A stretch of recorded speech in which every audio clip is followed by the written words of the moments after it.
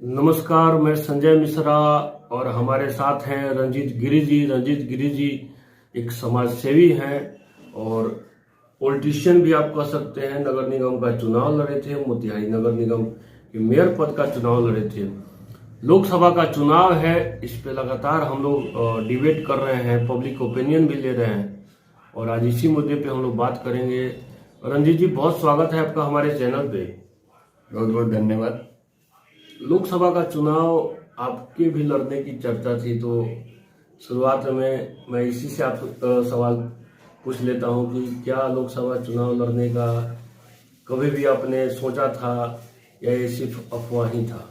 देखिए, लोग समर्थक लोग हैं कुछ, अभी भी सब लोग एक जैसे नहीं हैं। अच्छे आदमी को लोग चाहते हैं लाना। तो मुझे सैकड़ों फोन आया अच्छे अच्छे लोगों का।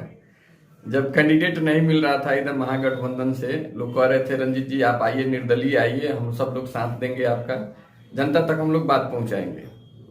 लेकिन मुझे लगा कि भाई मैं इसकी तैयारी नहीं किया था। मान लीजिए 6 विधानसभा लोक और बहुत बड़ा क्षेत्र हो जाता है। तो मान लीजिए 1 महीना में कोई पार्टी का सिंबल है नहीं मेरे पास, कोई पार्टी का बड़ा नेता आएगा नहीं, अभी 2 धारा में बटा हुआ है समाज। तो इसको मैं अपना परिचय सबके सामने इतना कम समय में नहीं दे सकता था। तो इसलिए मैंने सोचा कि भाई बाकी लोगों ने राय दिया। कुछ लोग मेरे मित्र बोले कि आप जो नगर निगम है इस पे फोकस कीजिए। तो मैं कोई भी निर्णय खुद से नहीं लेता हूँ। मैं जो आया सबका मुझे सम्मान है कि लोग मुझे लोकसभा कैंडिडेट समझे। उस सबको भावनाओं को मैं कदर करते हुए आप लोगों से यही कहना चाहता हूँ कि अभी मेरी उस तरह की तैयारी नहीं हुई थी कि मैं लड़ सकूं। अब मुझे नहीं लगता है कि मेरे बारे में जब लड़ूं तो लोग वोट देना है जिसको जहाँ दे। कम से कम कैंडिडेट का परिचय हर व्यक्ति के सामने बहुत बढ़िया से होना चाहिए। बहुत हो सकता है सोशल मीडिया के माध्यम से मुझे बहुत लोग जानते हैं, बहुत लोग काम के माध्यम से जानते हैं, लेकिन सभी लोग जाने मेरे बारे में अच्छी तरह से ये नहीं हो सकता है। अब तैयार नहीं थे इसलिए आपने लोकसभा का चुनाव नहीं लड़ा। इंडिया गठबंधन और एनडीए गठबंधन, जी जी। राधा मोहन सिंह फिर से हैं और उनके सामने राजेश कुशवाहा जी, क्या लगता है लड़ाई होगा या एक तरफा फिर से राधा मोहन जी? देखिए, लड़ाई तो होना चाहिए और मुझे लगता है लड़ाई होगा। और लड़ाई हो रहा है तो जनता को सोचना है किस मत से क्यों किसको वोट दे। जनता के मुद्दे होने चाहिए। देखिए, मेरा स्पष्ट कहना है कि राजनीति अब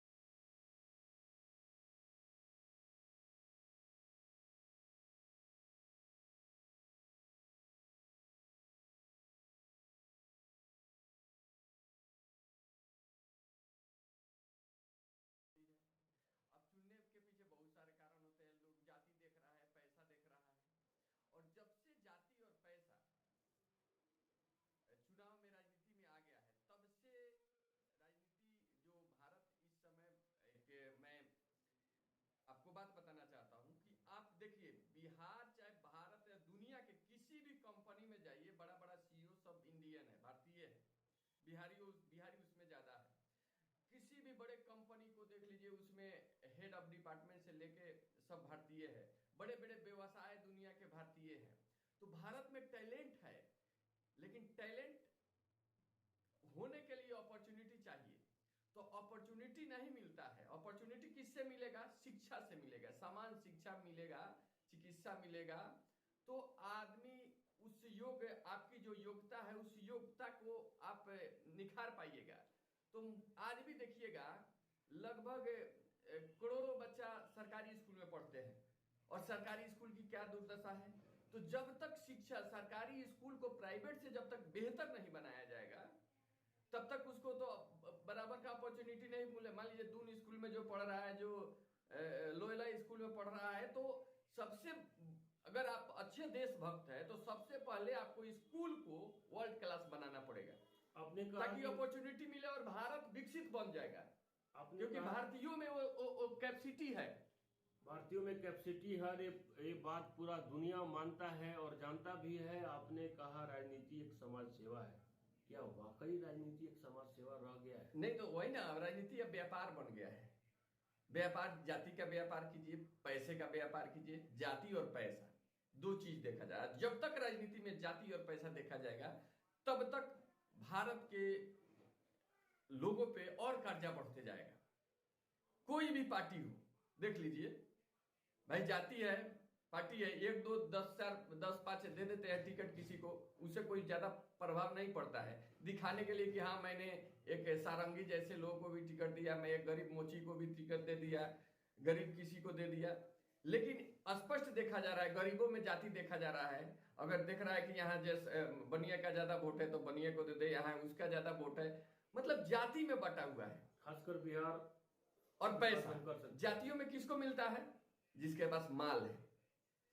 मतलब मैं कहता हूं अगर जातियों में अगर माल देख के ना दिया जाए तो ये जनता इस पे भ्रमित हो जाती है कि मेरे जाति का है, मेरे बड़ा है, रॉबिन हुड है, कोई कुछ भी है तो उसके साथ चला। जब तक जाइएगा शोषण होता है जनता के लोगों का, तो जनता में तो सब आ जाता है ना, जाति वाला थोड़े देखता है कि ये आपके जाति का है, हम जीत गए हैं, आपका सारा काम होगा, आपका गरीब। राजनीति में पैसा भी जरूरी हो गया है और जिसके पास पैसा है टिकट वो उसी को मिलता है, यही आप कहना चाह रहे हैं? बिल्कुल, जाति और पैसा, जाति और पैसा। लेकिन ये भारत के विकास की तरफ नहीं ले जा रहा है, ये विनाश की तरफ ले जाएगा, विनाश की तरफ ले जा रहा है। क्या लगता है केंद्र में मोदी जी का 10 साल का शासन, आप समाज सेवी हैं, समाज में रहते हैं, गांधीवादी हैं, लोगों से जब आप मिलते हैं तो उनकी क्या प्रतिक्रिया है? मोदी जी के काम से लोग खुश हैं या नाराजगी भी? देखिए, मोदी जी दुनिया की बात कर रहे हैं, वर्ल्ड लीडर बने हुए हैं वर्तमान में, और भारत को चाहते हैं कि दुनिया के तुलना में तीसरी अर्थव्यवस्था बनाएंगे, फर्स्ट पे ले जाएंगे, विश्व गुरु बनाएंगे। तो विश्व गुरु बनाएंगे तो सबसे पहले जो विश्व गुरु है उसको देखेंगे ना हम। तो मान लीजिए हम अमेरिका को देखते हैं, विश्व गुरु है, वहां क्या है? सबको समान अपॉर्चुनिटी शिक्षा में मिलता है, चिकित्सा में मिलता है। तो पहले वो देंगे, जड़ कहाँ है? शिक्षा। तो समान शिक्षा देंगे तब ना भारत आगे बढ़ेगा, सब टैलेंट निखर के बाद। दूसरी चीज है कि अमेरिका में आप देखिएगा स्वास्थ्य सुविधा बहुत बेहतर, स्वास्थ्य सुविधा सब बेहतर है। अमेरिका में देखिएगा तो वहां 8 साल का चुनावी टर्म है,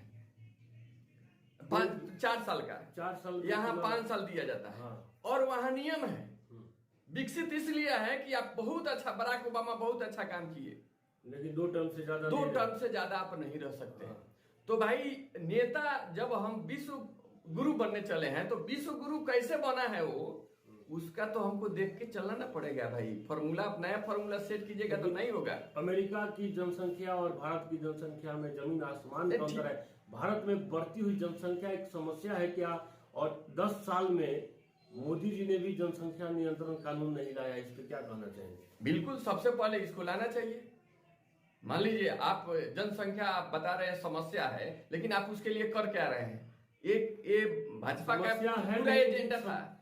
अगर अच्छे से इसको मैनेज किया जाए तो बढ़ती हुई जनसंख्या समस्या नहीं रह जाएगी, लेकिन हमारी सरकार उस हिसाब से मैनेज नहीं कर पा रही है कि बढ़ती हुई जनसंख्या का कैसे यूटिलाइज किया जाए, कैसे उनका सही ढंग से इस्तेमाल किया जाए, सरकार करने में नाकाम है। देखिए, हम तो हमारे पॉलिसी चाइना अपनाया, उसके बाद 1 कर दिया था, 1 बचा, चाइना सबसे आगे है। नहीं, अब तो चाइना में जनसंख्या ठीक है, तो उसको लगा कि 2 होना चाहिए, 2 होना चाहिए। हाँ। तो ये 2 होना चाहिए, तो मान लीजिए 1 पे हम ना रहे, ये तो हमको बिना कुछ किए चाइना का एक्सपेरिमेंट हमारे सामने आ गया कि 2 हम 2 हमारे 2 सही है। नारा भी चल रहा है, शुरू से ही चल रहा है, मतलब ये आज नहीं जनसंख्या बढ़ा है तो हम 2 हमारे 2 को लागू कीजिए आप। दूसरी चीज है कि टर्म, आपने बोला कि आपका सवाल था कि मोदी जी को कैसे रहना है। मैं कहता हूं गारंटी के साथ मोदी जी को हटना चाहिए। अगर आप विश्व गुरु बनाने चाहते हैं तो विश्व गुरु देश वाले का नकल कीजिए आप। 2 टर्म से ज्यादा, 2 टर्म से ज्यादा नहीं। वहां मान लीजिए वहां है कि 4 साल में जो बोलेंगे वो पूरा कर लेंगे। भारत में कि 5 साल में जो आप कमिटमेंट करते हैं, भारत थोड़ा उससे सब चीज में कमी है तो हटा दीजिए। तो ये सिंपल फॉर्मूला है। अगर विश्व गुरु बनना चाहते हैं तो 2 टर्म से ज्यादा एक कम से कम नियम होना चाहिए। भारत में भी सबसे पहले वो नियम लागू होना चाहिए कि आप 2 टर्म से ज्यादा सांसद नहीं रह सकते, 2 टर्म से ज्यादा विधायक नहीं रह सकते, 2 टर्म से ज्यादा प्रधानमंत्री नहीं रह सकते हैं। वो बिहार में और मुख्यमंत्री नहीं रह सकते। लोकसभा का चुनाव में सारी पार्टियां, सारे नेता प्रचार में लगे हुए हैं। मछली खाने से लेके नारंगी खाने तक, मंगलसूत्र तक बात हो गई, भैंस तक बात पहुंच गई। उसके बाद आपको पाकिस्तान भी आ गया और हिंदू मुसलमान होता ही है। अच्छा, ये जो क्या कहना चाह रहे हैं? हम लोग के देश एक बड़ा लोकतांत्रिक देश है भारत, तो चुनाव में ये सारे मुद्दे ज्यादा जरूरी है या जनता से जुड़े मुद्दे, बेरोजगारी, महंगाई, भ्रष्टाचार, ये ज्यादा जरूरी है? इन सारे मुद्दों पे तो बात ही नहीं हो रही है। देखिए, आपने जिन जिन मुद्दों का नाम लिया, खाना पीना, भैंस, बकरी, मंगलसूत्र, इससे देश के एक आदमी को रोजगार मिलेगा? इससे एक आदमी की बेरोजगारी दूर होगा? इससे महंगाई कम होगा? बात होनी चाहिए सबसे पहले शिक्षा की। मैं समान शिक्षा का समर्थक हूं और आंदोलन करता हूं इसके लिए। समान चिकित्सा की बात होनी चाहिए, रोजगार की बात होनी चाहिए, महंगाई कैसे कम हो इस पे सरकार को रिसर्च करके महंगाई को कम करना चाहिए। तो ये मेन मुद्दा गायब। और दूसरा मुद्दा आ जा रहा है, टीवी पे भी वही डिबेट हो रहा है, आप भी वही बात कर रहे हैं, तो फिर बात करने से क्या फायदा? मैं सभी युवाओं से कहना चाहता हूँ, मैं तो इसकी आलोचना कर रहा हूँ कि इन सारे मुद्दों पे बात न होके महंगाई, बेरोजगारी, भ्रष्टाचार, जनता से जुड़े हुए मुद्दों पे बात होनी चाहिए। तो जो नेता, सबसे पहले हम युवाओं को आगे आना पड़ेगा, और जो नेता महंगाई, बेरोजगारी, शिक्षा, चिकित्सा की बात नहीं करता है, उसका भाषण ही नहीं सुनना चाहिए, उसको बहिष्कार कर देना चाहिए। यहां आपकी भावनाओं को खेल के आज तक वोट लिया जा रहा है। बहुत बड़ा फिलोसफर है। देखिए, आज यूट्यूब, फेसबुक गुमराह कर रहा है तो सही जानकारी भी है। मैं सभी युवाओं से कहना चाहता हूं जो पढ़े लिखे हैं, भाई मुद्दे की बात कीजिए, मुद्दों पे बात होनी चाहिए, मुद्दों पे बात कीजिए। कोई मैसेज फैला रहा था, सबसे पहले उसको सर्च कीजिए कि मैसेज गलत है कि सही है। किसी नेता के बारे में कह दिया, मान लीजिए किसी, आप रंजीत गिरी को बहुत अच्छा समझते हैं, रंजीत गिरी काम करते हैं, तो रंजीत गिरी के काम पे बात होना चाहिए, क्या कर रहे हैं। अब रंजीत गिरी के बारे में कोई गलत दुष्प्रचार किया तो आपको सर्च करना चाहिए, सबसे पहले फैक्ट ढूंढिए, उसके बाद मोदी का भी आलोचना कीजिए, चाहे राहुल गांधी का आलोचना कीजिए, चाहे देश के किसी पार्टी की आलोचना कीजिए, सबसे पहले फैक्ट ढूंढिए। फैक्ट ढूंढना चाहिए। बहुत सारे अफवाहें, अब तो एआई का जमाना है, बहुत सारे फेक वीडियो भी चल रहे हैं, फेक आवाज, हर चीज मिल जाएगा इंटरनेट पे। मान लीजिए आपको व्हाट्सएप पे कोई मैसेज आया, जनता को सतर्क रहने की जरूरत है। व्हाट्सएप पे कोई मैसेज आया और उसको सही मान लिए और दूसरे को फॉरवर्ड कर दिए। आप अगर देश अगर गलत नेता के हाथ में है, अगर उसकी गलती कोई बता रहा है, तो बिना जांचे परखे, जो सत्ता में है, सवाल किससे होता है? जो सत्ता में है। आज मान लीजिए सत्ता से सवाल अगर कोई कर रहा है तो उसकी पहले रियलिटी फैक्ट चेक कीजिए कि ये सही सवाल है कि गलत सवाल है। आज युवा गुमराह हो रहा है, सबसे ज्यादा गुमराह युवा। आज वैकेंसी आएगी, मान लीजिए पढ़ाई नहीं हो रहा है, एक बिहार वैकेंसी दे दिया तो भाई 5 लाख लोगों को नौकरी मिल गया। आज तक रेलवे सबसे बड़ा नौकरी का खजाना था, सबसे ज्यादा बिहार के लोग रेलवे में नौकरी करते थे। कितना वैकेंसी है? छात्र समझ रहा है, युवा समझ रहा है, लेकिन फिर भी जाते जाते गांव में ऐसा बात कीजिएगा, जाए दई रहा, हुआ तो हाउ हो जाए, हुआ तो हाउ हो जाए, ये नहीं चलेगा। मान लीजिए, मैं कहना चाहता हूं भारत के नीति निर्धारकों से, 2 टर्म से ज्यादा कोई सांसद, कोई विधायक कुछ नहीं रहना चाहिए। अमेरिका बनना है, विश्व गुरु अमेरिका है, हम विश्व गुरु बनना चाहते हैं, तो हम अमेरिका का शिक्षा एक तरह का होना चाहिए। गरीब का बच्चा भी उसी स्कूल में पढ़े जिसमें हमारे डीएम साहब सबसे अमीर लोग का बच्चा पढ़े। बहुत बड़ी बात आप कह रहे हैं।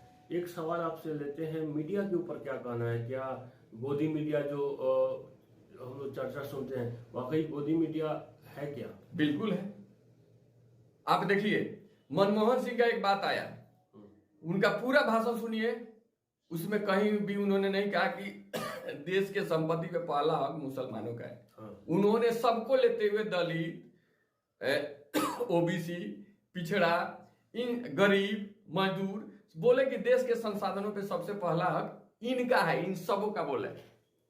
उसको तोड़ मरोड़ के उसमें ब्राह्मण भी आ जाता है, उसमें गरीब में तो सब आते हैं, मजदूर में तो सब आते हैं, ओबीसी का नाम लिया, लेकिन उसके कोट करके अनकोट। लेकिन इसका जब बात चल रहा था तो ये बात को किसी बड़े मीडिया ने नहीं दिखाया कि नहीं, ये जो बोला जा रहा है गलत बोला जा रहा है।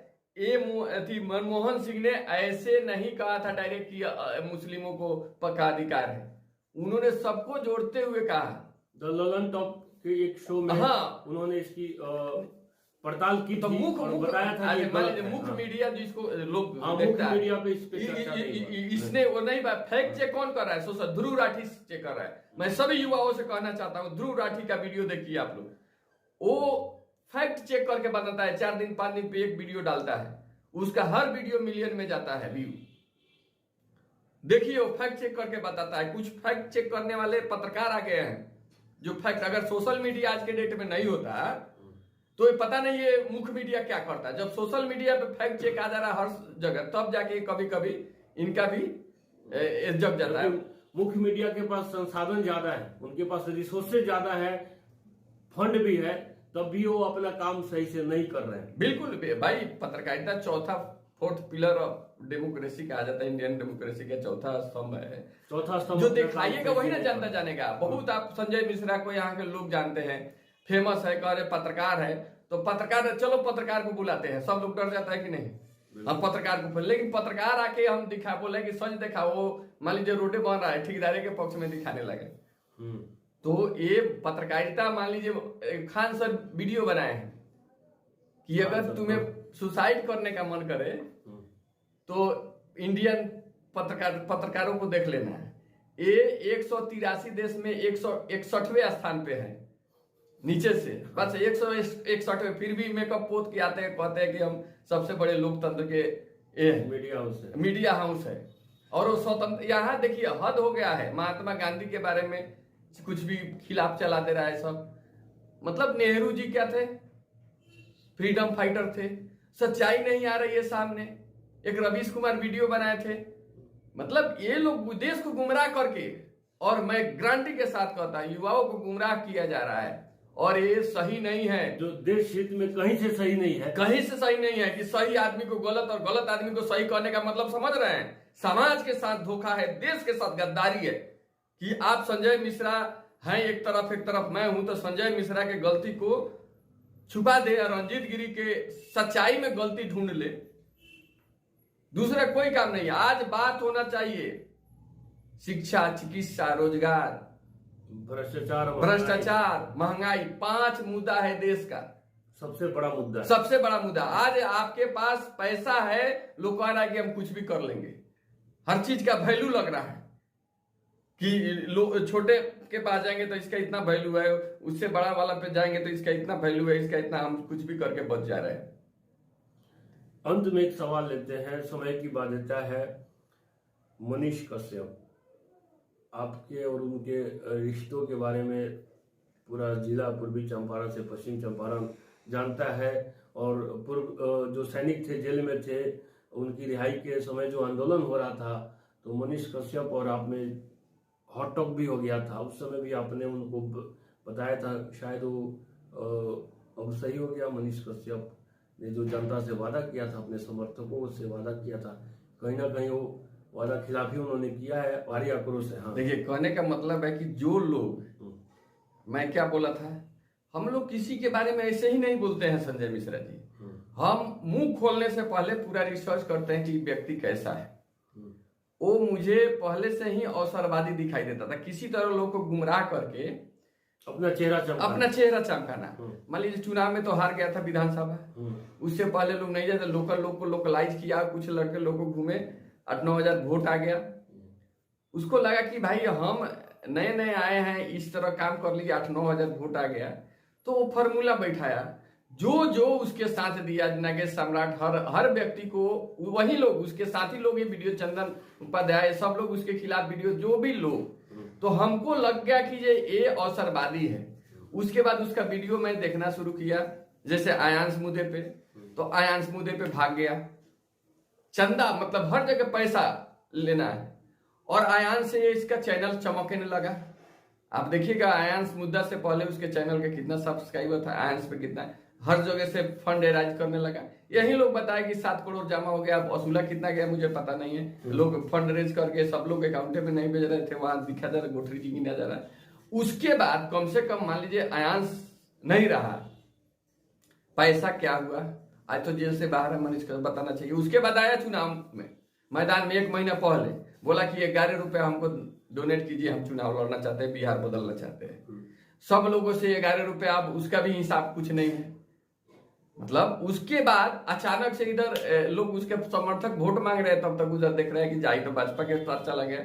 अनिकेत रंजन यहाँ के थे, इसके पंकज थे, नागेश सम्राट, कौन कौन उसके लिए जो जेल उल गया, सबको कुछ पता नहीं अचानक, और वहां माँ का उपयोग कर रहे हैं कि मेरी माँ बोली। तो माँ बोली तो आप तो माँ को भी एक तरह से उपयोग करना होता है। मान लीजिए कुछ नहीं मिला तो चलो माँ एक सिंपैथी वाला शब्द होता है, माँ का उपयोग कर ले। तो माँ तो एक बार बोली कि अब पत्रकारिता नहीं करने देंगे, जब जेल में गए थे। उसकी माँ से पूछ के कैमरा उठाया था, कहीं तो नहीं कहता था कि मेरी माँ बोली है कि आगे हम मुद्दा उठा रहे हैं। माँ तो 5 साल से कर रही है, शादी कर लो, कहाँ करता है? सुनिए, तो माँ का यहाँ तो देखिए ठीक है, उनको जो अच्छा लगा किए, मैं उस पर टिप्पणी नहीं करना चाहूंगा, लेकिन ये अवसरवादिता और जनता को गुमराह करने, देखिए लोगों को उम्मीद जग गया था। मनीष कश्यप जब से बेतिया चुनाव मैदान में आया, मैंने उसके खिलाफ एक शब्द भी नहीं बोला। मैं बोला कि मैं साइलेंट हो जाता हूँ, क्योंकि मौका अगर मिलता है तो कैसा करता है। हाँ, कैसा करता है भाई देखा जाए। बहुत लोग आया, बहुत तरह का हो सकता है, कहीं इसका हृदय परिवर्तन हो गया होगा, काम कर कहीं काम करे, लोग का प्यार मिल रहा है। चलो, लोग की भावनाओं को मैं कदर करते हुए, मान लीजिए आप हमारे मित्र है, आप उसके साथ जा रहे, पूर्णिमा भारती सब लोग जा रही थी, तो मैं इन लोगों का भावनाओं का ख्याल किया कि चलो हमारे कुछ जानने वाले भी उधर जा रहे हैं, उसका सपोर्ट कर रहे हैं। मेरा साला तक तैयार था उसको वोट देने के लिए कि ना, हम मनीष कश्यप को, हम सबका इमोशन को छोड़ के उस पर बोलना बंद कर दिया था। मैं बोला कि अब जीत जाएगा तब हम लोग बोलेंगे, चाहे कुछ देख लो कितना वोट आता है, क्योंकि नए सामाजिक कार्यकर्ताओं के अगर वो जीत जाता, मान लीजिए मनीष कश्यप, चाहे उसको लाखे 50,000 25,000 वोट आता, तो कल होके अगर मैं भी यहाँ निर्दलीय चुनाव लड़ता तो लोग कहता नहीं, निर्दलीय को भी लोग अब पसंद कर रहा है। चाहे जीत जाता तो अच्छी बात है कि निर्दलीय आया, जीत गया, चलो हमको भी अच्छा लगता है। लेकिन ये तो ऐसा कर दिया कि अब रंजीत गिरी भी चुनाव लड़ेंगे तो लोग जो नहीं जानता है कि पता नहीं ये भी बैक हो जाए, यो पर से चल के कोई आ गया जिसको खिलाफ, मान लीजिए वहां का एक वीडियो वायरल हो रहा है कि मैं अब 5 साल तक कहीं नहीं जाने वाला। नीतीश कुमार का नहीं, इनका मनीष कश्यप का एक वीडियो रील बनाया गया है। हाँ। और एक सभा को संबोधित करते हुए कह रहा है कि मैं गया सारा पार्टी के दरवाजे पे, मुझे किसी ने नहीं पूछा। जब वो भाजपा में शामिल नहीं हुआ था, तब का वीडियो है कि हम 5 साल अब किसी पार्टी में नहीं जाएंगे, चाहे जो भी हो जाए। तो चला गया। देखिए, ये बोला था जब उसको एयू का नोटिस गया था कि आप जो वीडियो बनाए आके सफाई दीजिए, काहे बनाए हैं, कैसा ऐसा आरोप है। तो उस नोटिस पे तेजस्वी यादव को दुत्कारते हुए बोले थे कि मैं बिहार के डीएनए का कसम खा रहा हूं, मैं अपने आर्मी पिता के डीएनए का कसम खाता हूं कि तेजस्वी यादव, आप नोटिस भेजे, आपकी पुलिस जहां बुलाएगी मैं वहां हाजिर हो जाऊंगा। कब हाजिर? आज हो जाऊं, कल हो जाऊं, ऐसे कह के उन्होंने नोटिस के जवाब में वीडियो बनाया। उसके बाद आपने देखा होगा कि वो भागोड़ा हो गए, तो वारंट निकला, उस पे भी नहीं गए। तो कुर्की जब्ती जब होने लगा तो दौड़े जाके सरेंडर नहीं, गिरफ्तारी ही हुआ उसका। नहीं, थाना में सरेंडर, थाना में ठीक है सरेंडर किए, लेकिन वो कुर्की जब्ती होने के बाद तो ये देखिए वहां अपने पिता के डीएनए का उपयोग कर लिया, झूठ बोला वहां पे। उसके बाद दूसरा झूठ यहाँ बोला कि 5 साल में रहेंगे, तो वो अपने जबान पे कायमे नहीं रहता है, तो उसके क्या वैल्यू। दूसरी चीज है जो इस आंदोलन की बात की आप शुरू में कि हम लोग आर्मी के जवान के लिए आंदोलन कर, डे 1 जब उसका आर्मी के जवान का अपमान हुआ, हम लोग रक्सौल गए, वहां से हमने आवाज उठाना था, मीडिया को बोला कि जैसे आवाज उठाना शुरू किए हम लोग। उसके बाद मोतिहारी आए, सैनिक संघ से हम लोग किए कि सैनिक का अपमान हुआ है, सैनिक पूर्व रिटायर्ड सैनिक संघ के बैनर तले धरना हुआ। सारा का मतलब दरी बिछाने से लेके लोगों को बुलाने तक का सामाजिक संगठनों को एकत्रित करने का काम मैंने किया। 5 दिन के बाद मेरे ललकारने पे मैंने सोशल मीडिया पे लिखा कि मनीष कश्यप आर्मी के बेटा कहते हो या आर्मी के जवान, तू कहाँ है। मैंने वीडियो लिखा फेसबुक पे। उसके बाद 5 दिन के बाद आता है, और देखिए सच पे वो न्यूज अभी भी पड़ा हुआ है, जब आर्मी के जवान की रिहाई जब हम लोग आंदोलन करके करा देते, आया 5 दिन में रिपोर्टिंग किया। रिपोर्टिंग कथी कैसे किया कि जैसे लगा कि धरना यहीं दे रहा है, ठीक है ना। एक दिन 2 घंटा रहा, एक दिन हुआ कि चलो एसपी से मिले, तो भाग गया। हम लोग एसपी के, तो आई अपने न्यूज चैनल पे क्रेडिट लेने लगा कि हम गए। 5 दिन के बाद आया था, और जब रिहाई हो गया था काफी चला रहा है कि आर्मी के जवान के साथ अन्याय हुआ और सब लोग हाथ पे हाथ धरे बैठे रहे। जब कोई नहीं आया आगे, तो मनीष कश्यप आगे आया और पीड़िता के परिवार को विश्वास दिलाए और जाके न्याय दिलाया, बेल हुआ। इतना झूठा न्यूज चलाया, तब हमको लग गया कि भाई ये है, आके वहां झूठ बोला, इसको जानकारी नहीं रहता है, बकर बकर करता है, समझे, और आके किसी का भी इज्जत प्रतिष्ठा ले लेता है। हमारा जब हमारे जैसा व्यक्ति को उसको मंच पे जगह दिए बैठने का, वो भी इधर कभी उधर चल जा रहा था, कभी उधर चल जा रहा था। तो हमको लगा किसको जानकारी। आज बताइए देश का सबसे मुद्दा कौन सा है? Electoral bond. चंदा लिया गया, धंधा दिया गया, इस टाइप का इसके चल रहा है। सुप्रीम कोर्ट में तक सुनवाई हुआ है, सुप्रीम कोर्ट के आदेश। अब बड़ा इलेक्टोरल बॉन्ड का मैंने पढ़ाई, एक पत्रकार पूछ रही है महिला कि इलेक्टोरल बॉन्ड पे आपका क्या कहना है, तो कह रहा है कि इलेक्टोरल बॉन्ड के बारे में पढ़ाई नहीं किया है मैंने, ऐसे करके। अरे भाई उसको पता नहीं है इलेक्टोरल बॉन्ड। बताइए बिहार को कैसे बदलेगा? इतना बड़ा मुद्दा देश का। तो पत्रकार उसको डांटती है कि इतना बड़ा देश का मुद्दा है, आपको पता नहीं है। तो लास्ट में कह रहा है कि जिसमें पारदर्शिता खत्म हो गई, तो पारदर्शिता के लिए सरकार ने इसको अभी तक इलेक्ट्रॉन बॉन्ड क्या होता है उसको लगा केमिकल बॉन्डिंग का कोई फॉर्मूला है, पूछे रहिए। अंतिम सवाल आपसे पूछते हैं, समय की व्यस्त बाध्यता है।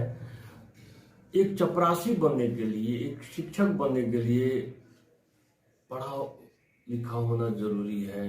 कंपटीशन होता है, रेलवे का 4th ग्रेड का एग्जाम हो, 3rd ग्रेड का एग्जाम हो।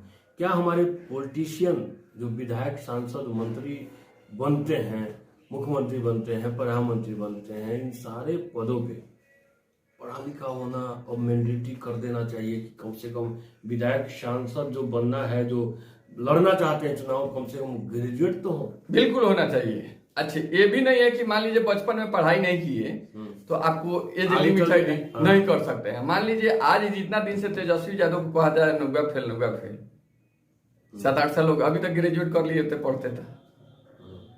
तो अगर मान लीजिए अगर बाध्यता रहती कि नहीं आपको, सुनिए, अगर बाध्यता रहती कि नहीं ग्रेजुएट होंगे तभी आप विधानसभा के चुनाव लड़ेंगे, मुख्यमंत्री बनेंगे, प्रधानमंत्री बनेंगे, तो तेजस्वी यादव अभी तक वो पढ़ाई कर लिए होते। या बहुत सारे, सिर्फ तेजस्वी यादव की बात नहीं। सुनिए, हाँ मतलब मान लीजिए नरेंद्र मोदी के डिग्री पे कह रहे हैं अनपढ़ है, बाद में डिग्री आया कहीं से। वो स्मृति ईरानी पे सवाल उठ रहे हैं, वो भी पढ़ना चाहती। तो आज मैं कहता हूं कि आज मैं अगर इंटरमीडिएट का, चाहे जिस समय पढ़ रहा था उस समय मेरी समझ कम थी, आज मैं इंटरमीडिएट का अगर परीक्षा दूंगा, बढ़िया से 2 महीना पढ़ लूं तो मेरे दिमाग में आ जाएगा, उससे ज्यादा नंबर आज मैं ला सकता हूँ।